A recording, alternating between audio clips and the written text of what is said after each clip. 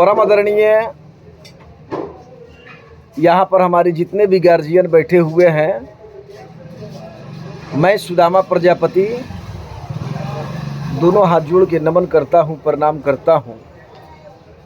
मित्र, आज आपको बतलाऊंगा कि दुनिया में कौन कितना साथ देता है।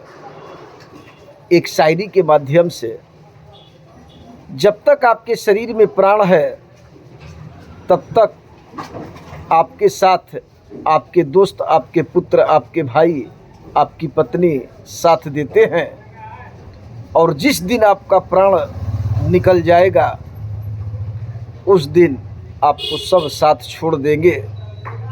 तो मेरी बात को समझिए, कौन कितना साथ देता है। पत्नी साथ देती है तो मकान तक,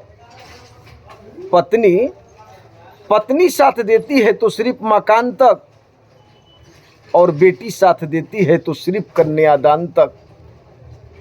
पत्नी साथ देती है मकान तक और बेटी साथ देती है सिर्फ कन्यादान तक, और हितगण दोस्त साथी साथ देते हैं शमशान तक, और पुत्र साथ देता है मुख अग्निदान तक। मुख अग्निदान तक मेरे दोस्त, इससे ज़्यादा कोई साथ नहीं देता है। तो एक बार हमारे भारत माता के लिए जोरदार तालियों से स्वागत कीजिए। जय हिंद, जय भारत, जय श्रीमन नारायण।